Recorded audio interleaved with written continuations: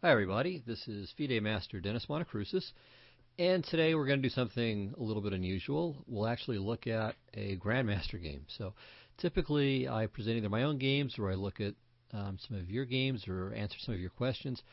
But I came across this recently. A friend of mine was kind enough to let me know about this, and it seemed like a really neat exercise, a very interesting position. So that's what we're going to do today. So this is from a game between Cruz, who had white here, and Yasser Seirawan, the very strong American Grandmaster. Kind of retired now, but for quite a while was one of the world's best players, certainly, and definitely the best player in the United States. This occurred in 1994 in the Moscow Olympiad. And, alright, this is a position with black to move here. White has just played king takes a3. So White grabbed this pawn here, and now here's a little question for you. And I would say, really try to take this kind of seriously. Spend some time working it out as best as you can, and see what you can find. So here's really the first question, and it's kind of clear. Okay, should black play to exchange the rooks with rook to a5 check? And so there are three questions maybe to think about here, and of course all of these should be answered with variations, not just some kind of glittering generalities.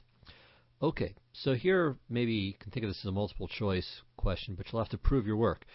So option one is that black should not trade the rooks because doing so would give white a passed c pawn and thus the advantage. White would have an outside passed pawn and could use that advantageously. Okay, option number two would be that black should do it because the passed c-pawn might be a real asset for white, and the position will probably be about a draw. I mean, it takes some work figuring everything out, but black can survive, and in fact is better off by doing that than not doing it. Okay, option number three is that black should avoid taking the pawn and instead bring his rook to h5 and grab the h-pawn and leave the king to handle the c-pawn. And in fact, the black rook can come back into play rather quickly. So it gives white maybe a little bit of play with his c-pawn, but black can come back in time, and meanwhile he'll have an extra pawn and a two-pawn majority on the king side. And then option four is something else. So whatever else you can think of that would justify some other approach or some other conclusion about rook a5 check. So have a think, and when you're ready, we'll keep going. And I'll have a little drink of water here while you're pretending to think. Of course, you're really thinking, but the point is when you're listening to me, you've hopefully already done the thinking. Okay, well, so here's what Seirawan had to say about the game up to this point. Okay, so he says this. After a number of hardships, I've landed in a superior rook and pawn ending, although I can't understand why white hadn't tried to draw the game earlier. Never mind. That was then, this is now. My thought processes for the next 20 minutes were a bit mind-numbing. And, well, we'll get to what he thought, so I'll close the quote there. And we'll get to this a bit at a time. Now, first of all, going back, white probably should have just played rook takes a3, rook e2. Black's a bit better here, but white's c-pawn does give him pretty fair chances. And here, okay, so after king takes a3, alright, black has several things he could try. One thing that I didn't mention, but that's not so bad, is to play king to d6, and now after king to b4, play rook to f5. And black's a little bit better here. So the c-pawn isn't really that mobile just yet, and the f-pawn is a bit of a problem for white. He's tied down to defending it. And so black has some chances here. I mean, it's probably more likely a draw than a win for black, but it's possible. Well, now how about rook to h5? Well, the answer here, as I alluded, is that white's c-pawn does become important. So king to b4 takes c5, and white has pretty good chances here. The c-pawn is fairly far advanced. If black's king comes over, let's say to d7, then rook to a7 check, and if he takes the f-pawn, it also covers the f2 pawn, so that's kind of important. So it looks as if this should be a pretty good position for white. I mean, certainly black's not in big trouble, but white does have very real counterplay. probably enough to be equal, to ensure himself of at least a draw. So after a good deal of thought, Sirwan played rook to a5 check, king to b3, and traded rooks. And okay, so here's what, let me see. Yeah, so at this point he says, Sirwan says, writing about this, my opponent gave me a flabbergasted look, and my teammates disappeared from the playing hall. They came back with worried expressions, believing I could only draw. So we'll see, though, that Sirwan had calculated this with incredible depth and accuracy. But again, the first thing is, well, why would this even be a draw? Why isn't white just better? And typically we think, of course, an outside pass pawn is a huge advantage. And for Sirwan too, I mean, this obviously, is something that he knows full well, and was probably a bit of an impediment to him at first in coming through this, in calculating this whole line. But as we'll see, it's not so bad. So okay, so king d6, king b3, king c5, king c3. Now, white can't force the black king back, obviously enough, but it looks as if at some point black should just run out of pawn moves, and then once his king starts going backwards, the game is just going to be over. So we'll see what Sirwan had in mind. So first he grabs as much space as possible. So e5, king d3, f5, of course not letting the white king into e4, king c3, and now e4. Okay, and now this is kind of important for a couple of reasons. I mean, one important point to this is, okay, rather than playing something like f4, which might be good enough for a draw, but by playing e4, one point is that after king to b3, now there at least becomes the possibility of bringing the king into d4 and going for this race. And so you'll get these positions where both sides queen, but white's king side is going to be more exposed. Now the reason why that's kind of important to look at is that it means that black has kind of an out. So in fact we'll look at this, a line like this very shortly. What I mean by an out is that black will have a draw by doing this at worst. So he isn't really risking a loss once he sees that there's this race situation where both sides can queen and black even has the better king position. Okay, so we'll come back and see a variation like this shortly. Okay, just to point something out here though, this is kind of, I think, worthwhile. If white tries to hunker, well, okay, there's two approaches for white here. So there's the hunker and the bunker approach, which we'll look at a little bit later, and there's the counterattack approach. So we'll look at the counterattack approach for now. So king to d2, king c4, king e3. And so here he comes, and he runs in here. Now, black is seemingly in a bit of a, well, it's not really a zugzwang. I mean, if his king goes back to cover the h-pawn, then he loses the f-pawn and loses everything else. He's just completely losing. So king e5 is what we would expect. But now the problem for white is that he has to give some ground. So let's say king h5, trying to prevent f4 from happening. But black plays f4 anyway. King g4, f3, h4, and after h5, white loses, because after king takes h5, e3, and a pawn promotes. And if he goes back to h3, then I believe e4 is going to win, or e3 is going to win just the same. But let me actually take a quick look. So here, got to take. Okay, now f2 is terrible, but just king e4, and this should be winning.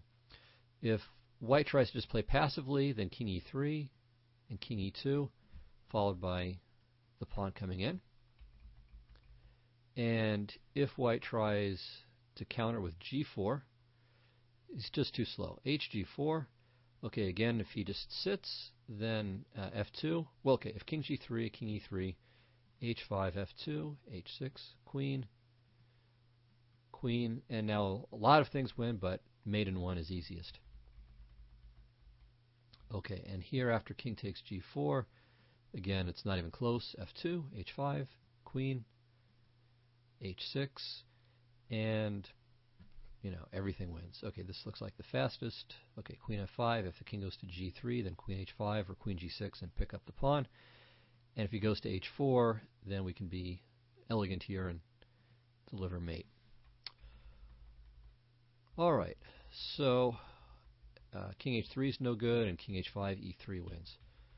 So this means that the attempt for counterplay by swinging the king around, white's king around to the king side, is no good. So king to b3. Keep holding on here. All right, well now we have to calculate accurately here. What should black do? Should he play king to d4? Should he play h5? Something else? What's the right thing for black to do in this position? Well, the answer is this. He plays h6, and this is a good move. King c3, h5, king b3. So he wants to drive this king away as far as possible first, and we'll see why this makes a difference. Now, again, white could try this counterattacking approach, and again it fails. But let's take a look. So king c4, king e3, and now not king d5, but king c3. Okay, and so now again we've got two lines. We have the counterattack line, and we've got the hunker and the bunker. So let's start with the counterattack. King f4, king d3, king f5, king e2, king e4, king f2, king f4, king g2. Here, both sides grab h-pawns, but black gets the last laugh and the last capture, and he'll follow with king f3 and driving the pawn home. So that's a winner. Coming back here, if instead of king to f4, white plays king to e2, well now it's actually kind of interesting, and black has to still show a little bit of technique to win this. So it's not super complicated. We're not in the realm of Grigoriev puzzles, but it's still pretty. It's a little bit interesting. So once again, let me encourage you to stop the recording and see if you can figure out how black wins if white tries to play semi-passively. Okay, well here's the answer. So king to d4. So not king c2 trying to go around the backside, but king to d4. King d2, king e5, king e3, and now this old technique, f4 check, gf, and king f5. If white doesn't take, it's not going to be, I think, especially difficult. So I didn't think this or work this one out in advance, but I think it's pretty easy. f3 check, king e3, king d5. Okay, if king f4, king d4 just wins right away because e3 is coming. So that's simple. And if he goes back, let's say to d2, then king d4, say king e1, shouldn't really matter. I forgot if it matters if I play king d3 or e3 right away. Probably not, but we'll see. Okay, so e3. Now, white can't take because then black simply queens by force very easily, and there's no stalemate. So, how about we try king f1? Alright, so the first point, well, okay, maybe e2 can be played. Yeah, so e2 can be played because king e1, and now we do whatever. Let's say king d3, force him to push. We take here, we ignore, and then we queen and mate. We'll make a rook just to be funny. Okay, so that looks pretty simple. Yep, okay, so that's a win. Alright, so king e2 is no good. But well, one other thing we should try though. So here, here, here, here, king d2, king d4. Okay, if king to d1, let's see if this matters. No, it shouldn't. Okay, king to d3, and we're just going to transpose. So king e3, king e1, and also instead of all of that business that I just did, there's also this simple approach where you just outflank him, and white gets zugzwangs and eventually has to give up the f-pawn.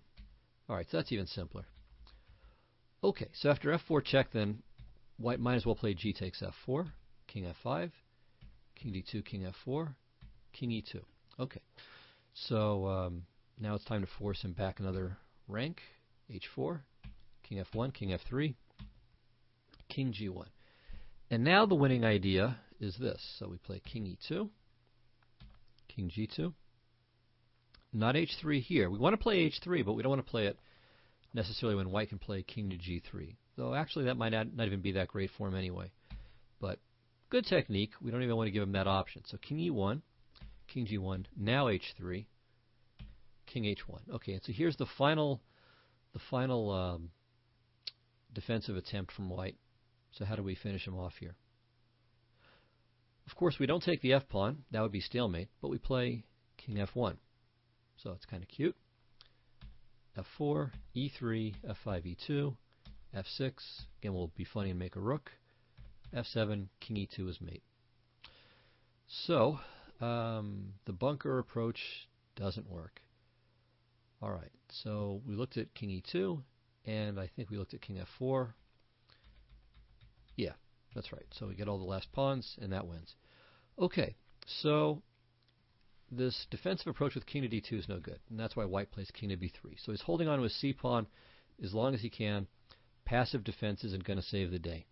But again, it's not immediately clear why he needs to defend passively at all. I mean, it looks like now black is out of pawn moves, and either he goes for king to d4, or he starts retreating. And if he retreats, he's just going to lose.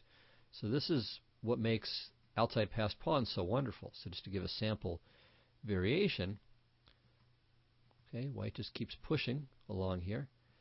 And then once he's kind of turned the corner, now he starts eating everything in sight. So let's see, I think, well, either one's great. So king e4, take here, king f5, king d3, king g5, king e2, takes, and obviously that's completely hopeless. So going back to this position after king to b3, what else can white do? Or black, what else can black do here? Well, let's look at king to d4, this king raid, and see how this works out.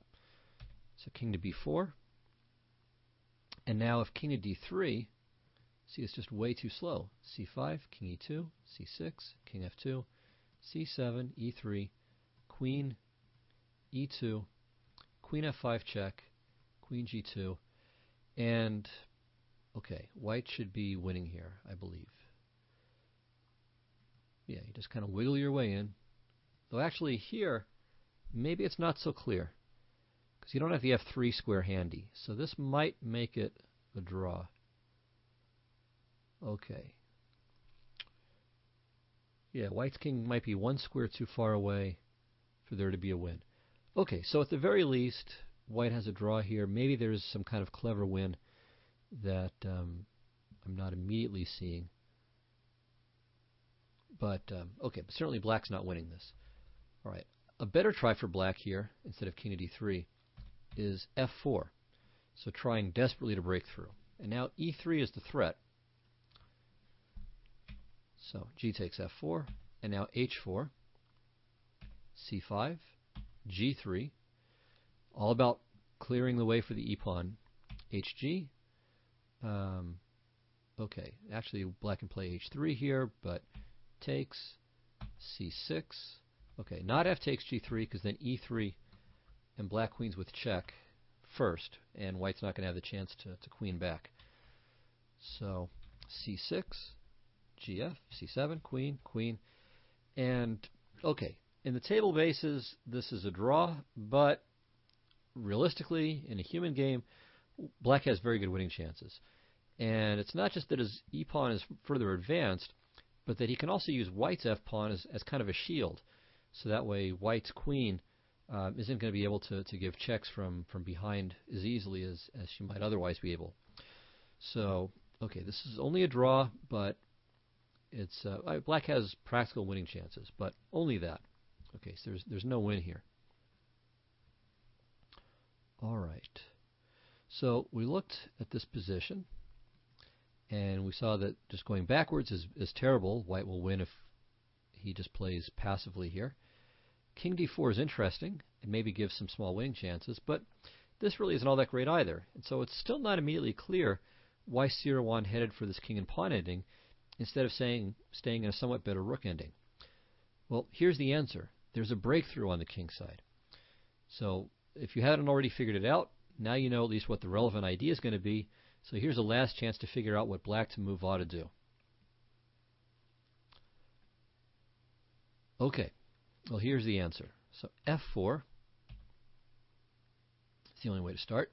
Threatening e3. Okay, if king to c3, what does black do here? Well, it's not e3, because then white would win. Probably win. my thinking is, okay, e3, fe. Now, certainly if f takes e3, white wins. So king to d3 here, takes, and I believe that the white king is going to end up grabbing the g-pawn when black grabs the h-pawn, and so there should be a win. So for a moment, though, I was maybe a little bit undecided about whether f3 will hold or not. And I'm still not completely sure, but I think white's going to win. Something like this. So king to d3. Now f2 is for sure a draw, although there is one little trick here. So this is actually kind of useful to know, this idea. Well, actually, here it's just quite simple. Sorry. So king to d3 is just an immediate draw. Sometimes, okay, so let's say white had access to the f3 square, then it wouldn't. Then you maybe play king c3. But anyway, here it's just simple. e4 takes, king e2, and that's just a draw. All right, so e3 doesn't lose, but it's not great. But f3 just wins because, okay, if king to d2, we get into positions that we had before after king takes c4. And otherwise, let's say king to b3, then just e3 is an immediate winner. So king c3 is no good. White has to take the pawn. But now, again, we've got this overload situation. And the piece that's overloaded, or I should say the pawn that's overloaded, is this f2 pawn. It's got to keep guard on this h4 g3 break and on the e3 pawn. So here, which pawn or which advance does black want to go for first? h4 and g3 first for the e pawn, or e3 first for the h and g pawns? Well, I hope the answer is obvious to you, and the reason why it should be obvious is that we want to keep white's king out of the game. So if we were to push the h and g pawns first, that would allow white's king to come over very easily and deal with black's e pawn. So the right way to go here is, of course, e3. F takes e3, h4. So now black is finally able to force a new queen, but the adventures still aren't over. So this is really a very impressive calculation by Sirwan. In fact, the main line is something like 21 moves that he calculated. Now, there aren't that many sidelines, but still, 21 moves is pretty impressive, even in a king and pawn ending. Okay, well, let's see what happens here. f5, and okay, now what does black do here? So calculate this out. If g3, then white takes, black takes, f6, and white's going to end up with extra pawns here in the queen ending. So whether both sides queen straight away or black plays king d6, then we have c5 check, king e6, c6, and white is going to force a queen, and we'll have extra material. Once again, it's a table-based draw, but once again, the weaker side has to suffer, and in this case, it's black who's going to be doing the suffering. So g3 isn't really the solution. So this is pretty cool. Black has to play king to d6. It's the only move to keep a winning advantage. And that's not easy to see, especially since the king is already in the square of the pawn. I mean, it looks just very, very strange. Why in the world would you move the king when it's already got the pawn covered instead of pushing your own? And we'll see in a moment. Okay, well, first of all, f6 doesn't help white at all because king e6 and the c-pawn isn't making any progress in the meantime. Okay, on the other hand, if c5 check right now, black can simply take it, and then his king is in time to stop white's f-pawn, while white's king is nowhere near close enough to stopping black's kingside pawns from promoting, or at least one of them from promoting. So, white plays king to b4. And now c5 check is a legitimate threat because the pawn will be protected. So here we have one final puzzle to solve in the game. What does black do? If you said g3, then unfortunately you're mistaken, and this is going to basically turn into the same thing as g3 the move before. So hg, c5 check, and both sides are going to promote at the same time. King d7, f6, g2, c6 check, king d6, f7, king e7, c7, And again, it's a table-based draw, but white's the only person with any chances here. Okay, so g3 doesn't cut the mustard. Instead, black plays the remarkable king to e5. And here, white resigned. And the reason why he resigned is that black is going to be able to grab the f-pawn and then return in time to stop the c-pawn, or at least in just enough time. But actually, there's still one more nice move that has to be found. So here's how the line goes. So c5, king takes f5. And Sierra has a very nice comment here. So he says, the surprising move. Before going for the queen, black first eliminates the f-pawn. This is what had bogged me down in my calculations. I saw c5 and realized that my king is in the square of the white c-pawn.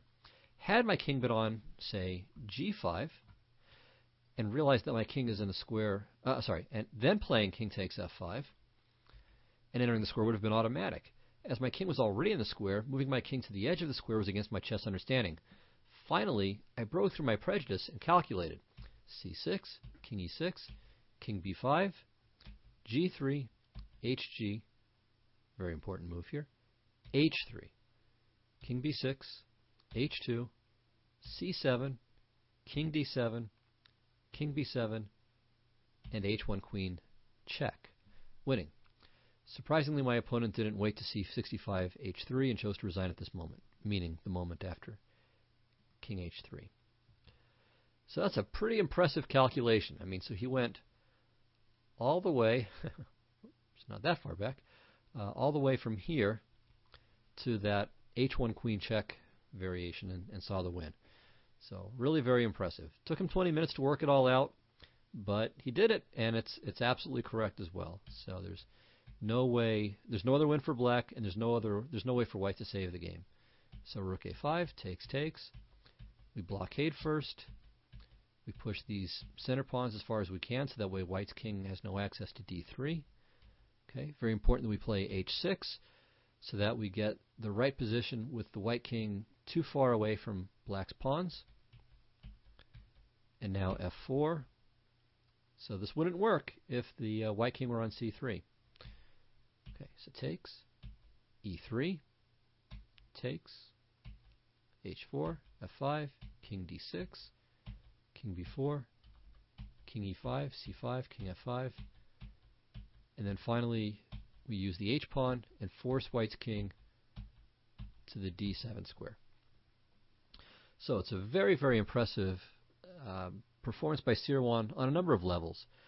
So let's think of all the ways in which he did things that are really worthy of our emulation. All right. So first of all, he took his time, and it's easy to underestimate that.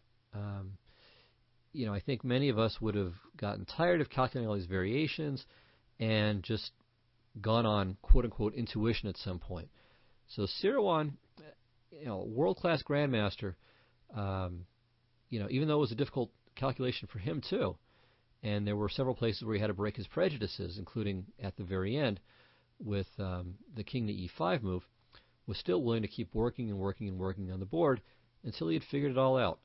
So, let that be a lesson to you, and of course a lesson to me as well, that, do what it takes to get the job done. When you've got the time and it's a position that lends itself to being figured out, put in that extra bit of effort. Okay, well, what else? Well, second thing is that he didn't let himself become a slave of his prejudices.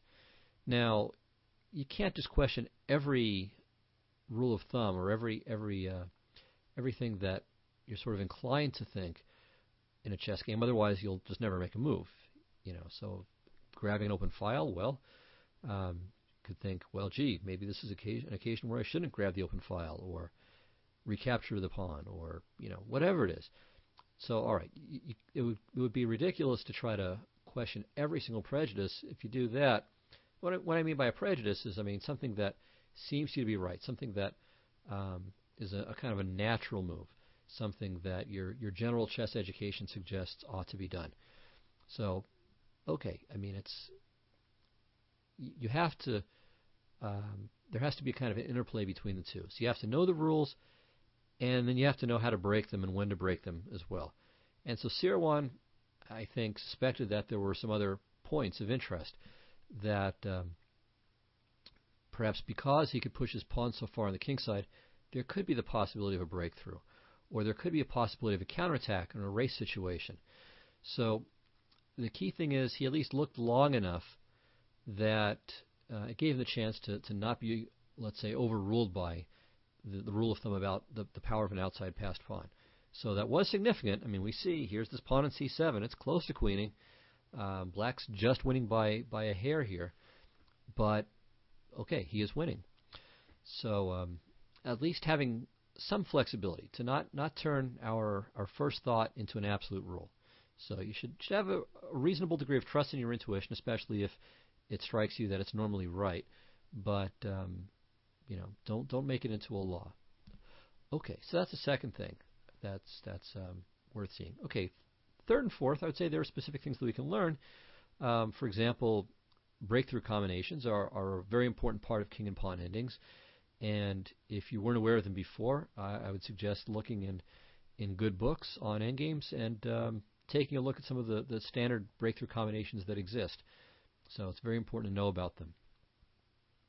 And okay, so I said third and fourth, so that's third. I would say a fourth thing maybe is to be aware of this idea of luring the king to a square where it can be checked in these race situations. All right, so here it was imperative that White's king was on b7 and that Black had an h pawn.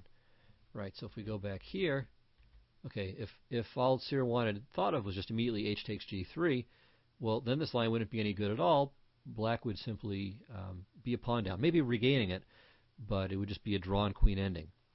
So that's another bit of background knowledge that we need to have in king and pawn endings. So this idea that in a race situation, you always want to look to try to find a way to queen with check.